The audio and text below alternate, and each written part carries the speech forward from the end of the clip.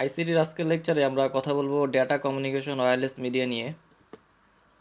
তো data communication wireless মিডিয়ার ক্ষেত্রে প্রথমে যেটি চলে আসে রেডিও ওয়েভ। প্রথমে আমরা লাইটের ইলেকট্রোম্যাগনেটিক স্পেকট্রাম একটু ব্যাখ্যা করি।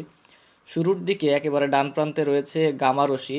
এর ওয়েভলেন্থ একেবারেই কম, সবচেয়ে কম।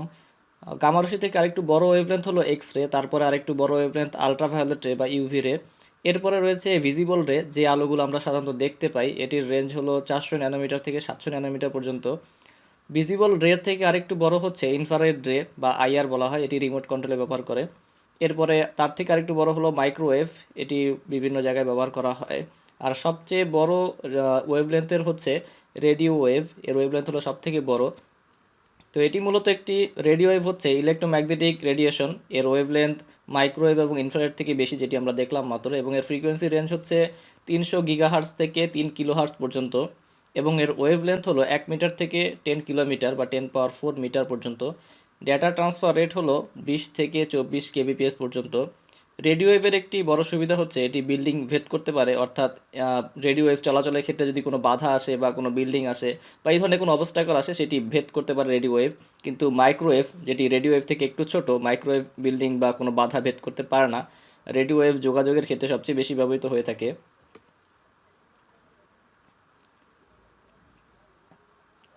মাইক্রোওয়েভ হলো রেডিও ওয়েভ থেকে একটু ছোট তরঙ্গ দৈর্ঘ্য, যেটা আমরা দেখতে পাচ্ছি স্ক্রিনের ছবিতে।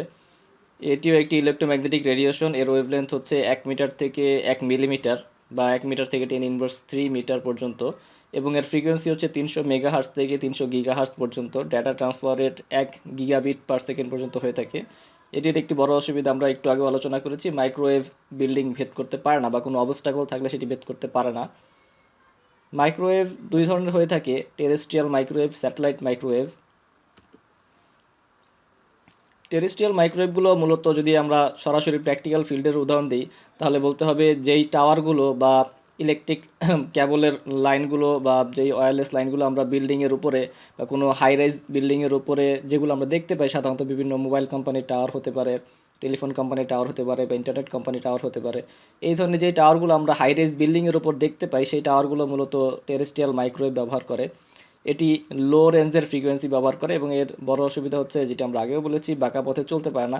এই জন্যই মূলত সাধারণত যে এলাকাতে কোনো টাওয়ার স্থাপন করা হয়, ওই এলাকার সবচেয়ে বড় যেই বিল্ডিং আছে বা বড় যেই কনস্ট্রাকশন আছে, সেই কনস্ট্রাকশনের উপরে, সেই স্ট্রাকচারের উপরে এই টাওয়ারগুলো স্থাপন করা হয়, যাতে টেরেস্ট্রিয়াল মাইক্রোওয়েভ চলাচলের ক্ষেত্রে কোনো রকম বাধার সম্মুখীন না হয়। এরপরে রয়েছে স্যাটেলাইট মাইক্রোওয়েভ। স্যাটেলাইট মূলত কি? স্যাটেলাইট হচ্ছে, প্রথমে যদি একটু ব্যাখ্যা করি স্যাটেলাইট সম্পর্কে। স্যাটেলাইট হচ্ছে কৃত্রিম উপগ্রহ। পৃথিবীর একমাত্র অরিজিনাল বা জেনুইন বা স্বাভাবিক প্রাকৃতিক উপগ্রহ যেটি আছে, সেটি হচ্ছে চাঁদ। চাঁদ হলো পৃথিবীর একমাত্র উপগ্রহ। চাঁদের কাজ হচ্ছে কি? চাঁদের কাজ হচ্ছে পৃথিবীর চারদিকে পরিভ্রমণ করা বা পৃথিবীর চারদিকে ঘোরা। তো স্যাটেলাইট বা কৃত্রিম উপগ্রহ এটিও অনেকটা এরকমই কাজ করে, অর্থাৎ পৃথিবীর চারদিকে ঘুরে পৃথিবীর অবস্থা সম্পর্কে, পৃথিবীর কী ধরনের পরিবর্তন হচ্ছে বা পৃথিবীতে কী ধরনের কী হচ্ছে, এগুলো সব যাচাই বাছাই করে স্যাটেলাইটের মাধ্যমে। তো স্যাটেলাইটের যাত্রা শুরু হয় 1950-এর দশকে। প্রথম দিকে স্যাটেলাইটগুলো লো অরবিটে স্থাপন করা হয়, যার মধ্যে রয়েছে echo satellite, Telstar communication satellite ইত্যাদি। স্যাটেলাইটগুলো সাধারণত লো অরবিটে স্থাপন করা হয়েছিল প্রথম দিকে।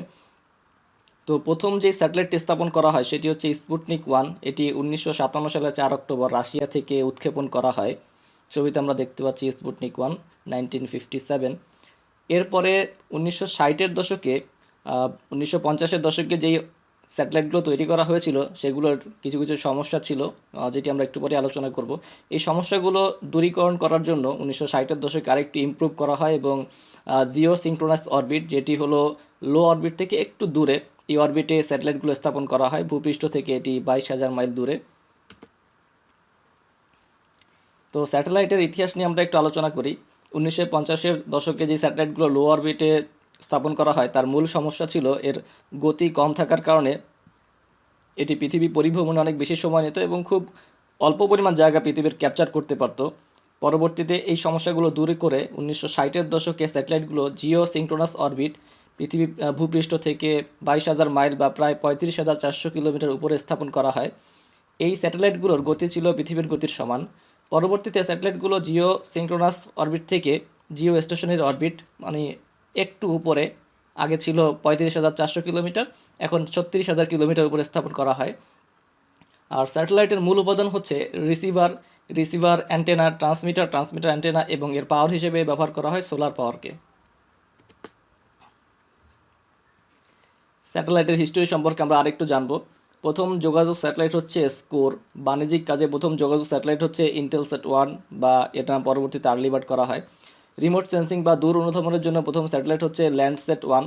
আন্তর্জাতিক যোগসূত্র স্থাপনের জন্য প্রথম স্যাটেলাইট অ্যাপোলো সয়েজ টেস্ট প্রজেক্ট। পৃথিবী থেকে বৃহস্পতিতে পাঠানো প্রথম স্যাটেলাইট হচ্ছে গ্যালিলিও। আন্তর্জাতিক মহাকাশ সংস্থা, এটি হচ্ছে এ যাবৎকালের সর্ববৃহৎ স্যাটেলাইট। এটি পৃথিবীর নিম্নকক্ষে স্থাপন করা হয়, যা 1998 সালে 20 নভেম্বর পাঠানো হয়। এটি সর্ববৃহৎ মহাকাশ স্টেশন, যা প্রতিদিন 15.7 বার পৃথিবীকে প্রদক্ষিণ করে। এটি 5টি সংস্থার সম্মিলিত প্রকল্প, যেটির প্রথমে রয়েছে নাসা, আমরা সবাই মোটামুটি জানি এটি সম্পর্কে, আমেরিকান এজেন্সি নাসা। এরপর হচ্ছে ইউরোপিয়ান ইএসএ, তারপরে রয়েছেন রাশিয়ান আরকেএ, এরপর রয়েছে জাপানের জেএএক্সএ, তারপরে কানাডার সিএসএ। এই মূলত পাঁচটি দেশের 5টি অর্গানাইজেশনের একটি সম্মিলিত প্রকল্প হচ্ছে আন্তর্জাতিক মহাকাশ কেন্দ্র। এটি পৃথিবীর সবচেয়ে এ যাবৎকালে তৈরি করা সবচেয়ে বড় স্যাটেলাইট। আর বাংলাদেশ থেকেও রিসেন্টলি একটি স্যাটেলাইট তৈরি করা হয়েছে, এটির নাম হচ্ছে বঙ্গবন্ধু স্যাটেলাইট 1। 2018 সালের 11 মে এটি উৎক্ষেপণ করা হয় ইউএসের ফ্লোরিডা থেকে, কেনেডি স্পেস সেন্টার থেকে এটি উৎক্ষেপণ করা হয়। তো আমরা এখানে একটু ছবিতে দেখে নিই।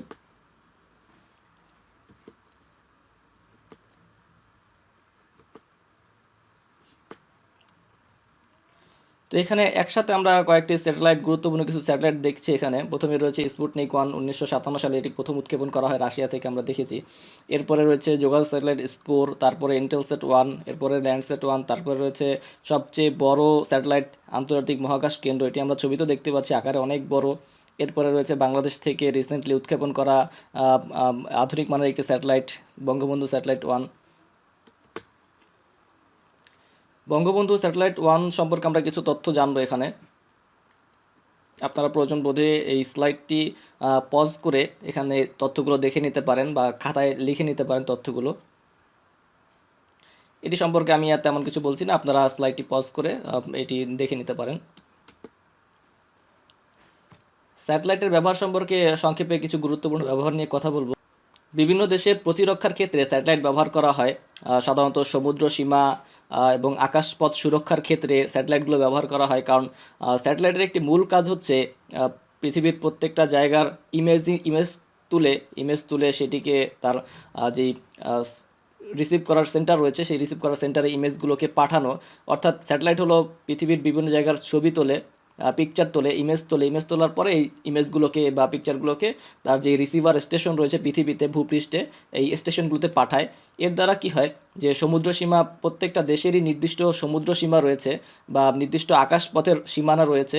তো একটি দেশ থেকে যখন আরেকটি দেশে বিভিন্ন জাহাজ বা বিভিন্ন, যদি আকাশপথে আমরা বলি, বিভিন্ন যুদ্ধ বিমানের এগুলো যদি প্রবেশ করতে চায়, সেক্ষেত্রে স্যাটেলাইটের মাধ্যমে পাঠানো ছবিতে খুব সহজেই এগুলো আইডেন্টিফাই করা যায়, এবং আইডেন্টিফাই করে বিভিন্ন যুদ্ধের সময় বা অন্যান্য সময়ও আমরা বিভিন্ন সময় শুনতে পাই যে অবৈধ অনুপ্রবেশের কারণে কোনো একটা দেশের বিমানকে ভূপাতিত করা হয়েছে। তো এগুলো মূলত এভাবেই হয়ে থাকে, স্যাটেলাইটের মাধ্যমে ইমেজিংয়ের মাধ্যমে ছবিগুলো পেয়ে যাওয়ার ফলে সহজেই বুঝতে পারে যে দেশের সমুদ্র সীমার মধ্যে বা আকাশপথের মধ্যে অবৈধভাবে কেউ প্রবেশ করছে কিনা। এরপরে রয়েছে আবহাওয়া পর্যবেক্ষণে, এটি আমরা খুব সহজেই বর্তমান সময়ে বুঝতে পারি যে আমরা প্রতিনিয়ত আবহাওয়ার আপডেট পাচ্ছি, যে আগামী 7 দিনের মধ্যে বৃষ্টিপাত হতে পারে কিনা, ঝড় হতে পারে কিনা, বা সমুদ্র উত্তাল হতে পারে কিনা। এই ধরনের যেই আপডেটগুলো বা এই ধরনের যে তথ্যগুলো আমরা পাই, সেগুলো মূলত স্যাটেলাইটের মাধ্যমে হয়ে থাকে। স্যাটেলাইটের টেম্পারেচার কোথায় কি চেঞ্জ হচ্ছে, কোথায় বৃষ্টিপাতের জন্য হিউমিডিটি কি চেঞ্জ হচ্ছে, আর্দ্রতার কি চেঞ্জ হচ্ছে, এই পরিবর্তনগুলো স্যাটেলাইটের মাধ্যমে আমরা যখন জানি, তো এই স্যাটেলাইটের এই ইমেজগুলোকে, এই তথ্যগুলোকে বিশ্লেষণ করে আমরা বলতে পারি যে আগামী 7 দিনে কীরকম টেম্পারেচার রাইজ ফল হতে পারে, বা বৃষ্টিপাত কী ধরনের হতে পারে, বা প্রাকৃতিক দুর্যোগ আর কী রকম সম্ভাবনা আছে। তো এইগুলো হচ্ছে মূলত স্যাটেলাইটের কাজ। তারপরে রয়েছে টেলিভিশন সিগন্যালের ক্ষেত্রে, যেমন স্যাটেলাইট টিভি বর্তমান সময়ে খুব জনপ্রিয় একটি বিষয়, যে এখন তথ্য প্রযুক্তির এই উন্নতির যুগে আমরা খুব সহজেই স্যাটেলাইটের মাধ্যমে টেলিভিশনের বিভিন্ন তথ্য ইনফরমেশন এগুলো জানতে পারছি। এছাড়াও ইন্টারনেটের গতিও অনেক বেড়ে গেছে এই স্যাটেলাইটের উন্নতির ফলে। তাছাড়া বর্তমান সময় 4G চলছে, উন্নত বিশ্বে 5G চলছে। এই সমস্ত ইন্টারনেটের বা তথ্য প্রযুক্তির উন্নতির পিছনে মূল রয়েছে স্যাটেলাইটের ব্যবহার। তো আজকে এই পর্যন্তই আমরা আলোচনা করলাম। ধন্যবাদ সাথে থাকার জন্য। আমাদের ভিডিওটি ভালো লাগলে লাইক করবেন, কমেন্ট করতে পারেন আমাদের ভিডিওটি কেমন লাগলো, শেয়ার করতে পারেন বন্ধুদের সাথে, এবং আমাদের ইউটিউব চ্যানেলটি YouTube/online free education ভিডিও চ্যানেলটি অবশ্যই আপনারা সাবস্ক্রাইব করতে ভুলবেন না। তো সেই সাথে আরও কিছু কথা বলবো আজকে। অনেকেই বিভিন্ন সময় বলে থাকেন, অনেকেই বিভিন্ন সময় ফেসবুকে বা ইউটিউবে কমেন্ট করে থাকেন যে শুধুমাত্র এই লেকচারগুলো শুনলেই কাজ হবে কিনা, বা শুধুমাত্র এই লেকচারগুলো শুনলেই ভালো রেজাল্ট করা যাবে কিনা। তো তাদের উদ্দেশ্যে একটি কথা বলবো আমি, যে আমি এই যে ভিডিওগুলো তৈরি করছি সেই ভিডিওগুলো মূলত একেবারে কিছু কনসেপ্টকে ক্লিয়ার করার জন্য। আমি দেখেছি বইয়ে অনেক জিনিস এভাবে থাকে, শুধু টেক্সট আকারে থাকার কারণে কনসেপ্টগুলো অনেকের ক্লিয়ার হয় না। তো আমি আমার ভিডিওর মূল বৈশিষ্ট্য হচ্ছে আমি কিছু জিনিসকে ইমেজের মাধ্যমে, কিছু জিনিসকে টেক্সটের মাধ্যমে, কিছু জিনিসকে অডিওর মাধ্যমে, ভিডিওর মাধ্যমে তুলে ধরার জন্য চেষ্টা করি, যার কারণে ওই কনসেপ্টগুলো যেগুলো সাধারণত শুধু বই পড়লে মানুষ বুঝতে পারে না, সেই কনসেপ্টগুলো যাতে একটু ক্লিয়ার হয়ে যায়, এই জন্য মূলত আমার ভিডিওগুলো করা। তো এটাই হচ্ছে আমার ভিডিওর মূল বৈশিষ্ট্য। সেজন্য আমি বলবো যে শুধু আমার ভিডিওর উপরে কেউ ডিপেন্ড না করে ভালো রেজাল্ট করার জন্য অবশ্যই টেক্সট বুক ফলো করতে হবে, বা আদার যেই স্টাডি ম্যাটেরিয়ালগুলো আছে, টেস্ট পেপার বা নোট বা যে ধরনের ম্যাটেরিয়াল আছে যার কাছে, ক্লাসের টিচার লেকচার, এই বিষয়গুলো খুব ভালো করে ফলো করতে হবে ভালো রেজাল্ট করতে হলে অবশ্যই। তো ধন্যবাদ, আজকে এই পর্যন্তই।